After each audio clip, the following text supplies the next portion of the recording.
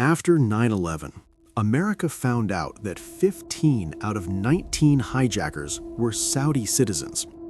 America's response? They invaded Afghanistan. Then they invaded Iraq. Saudi Arabia? They got a phone call and more weapons. Why? That's exactly what we're going to find out.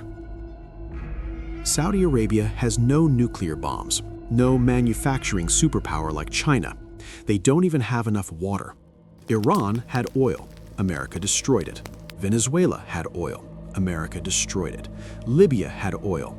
Gaddafi ended up dead on a street. Saudi Arabia has oil too, but America sends its own soldiers to protect them. 500,000 American troops deployed for a desert kingdom. So what does Saudi Arabia have that the others didn't? The answer starts in 1971. In a moment so dangerous it almost ended America. Not a war, not a missile, a piece of paper. The US dollar was about to become worthless. After World War II, America made a deal with the world. Use our dollar. We promise. Every $35 you bring us, we'll give you 1 ounce of gold. The whole world trusted them, and America printed and printed and printed. By 1970, the world's central banks were holding $50 billion in US dollars. America's gold vault had only $10 billion. America was running a Ponzi scheme on the entire planet. France figured it out first. In 1965, Charles de Gaulle put $150 million in cash on the table and said, "I want my gold now." Switzerland did the same. Then Britain walked in with $3 billion. And that's when Richard Nixon realized America was finished. On August 15, 1971, Nixon went on live television and said 5 words that shook the world economy forever.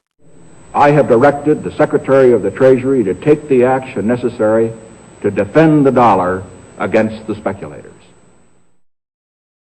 Suspend the convertibility of the dollar into gold. The dollar is no longer backed by anything, just paper. $60 billion of worthless paper was now floating around the world. If every country dumped it at once, America would have experienced hyperinflation so severe, the United States as we know it would have ceased to exist. But it didn't happen, because Washington had a plan. And it involved one phone call to one kingdom in the middle of a desert. U.S. Treasury Secretary William Simon boards a secret flight to Riyadh. The offer he carries is unlike anything in diplomatic history. We will give you unconditional military protection. We will sell you our most advanced weapons. We will make you untouchable. In return, 2 conditions. Condition 1, every barrel of oil on Earth must be sold in US dollars. Only US dollars. Condition 2, every dollar Saudi Arabia earns gets invested right back into US Treasury bonds, loaned back to America. Saudi Arabia said yes, and in that one handshake, the petrodollar was born, and America was saved. Now here's the genius of this deal and why it trapped the entire world. Germany wants Saudi oil to run its auto factories? Can't pay in Deutschmarks, must buy US dollars first. Japan needs oil to power its cities? Can't pay in yen, must buy US dollars first. France, South Korea, India, everyone. Suddenly, the worthless piece of paper Nixon created, every country on Earth needed it. Because without dollars, you can't buy oil, and without oil, your country stops. Now watch how Saudi Arabia played this smarter than every other oil nation on Earth. Libya's Gaddafi took American oil companies and threw them out, kept 100% of the profits. A few years later, Gaddafi was dead in a ditch. Venezuela's Chavez threatened to sell oil in currencies other than dollars. A few years later, their economy collapsed. Their people are still starving. Iran nationalized their oil. A few years later, sanctions, isolation, decades of destruction. These leaders thought aggression was strength.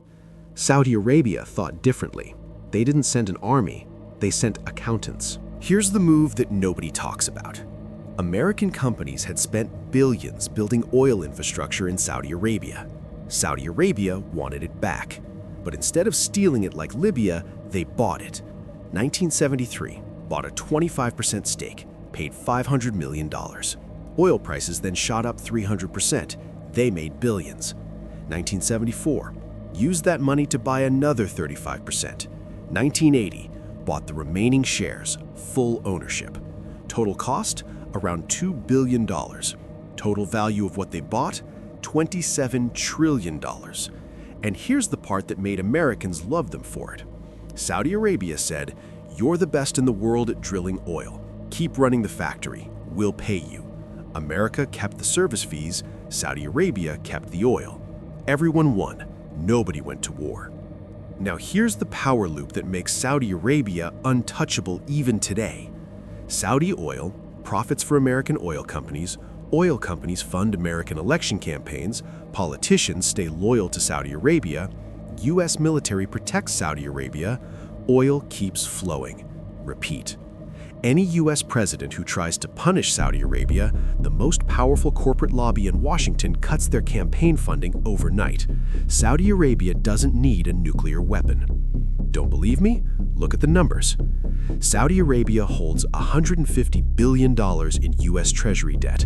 They own the largest oil refinery in North America, on American soil.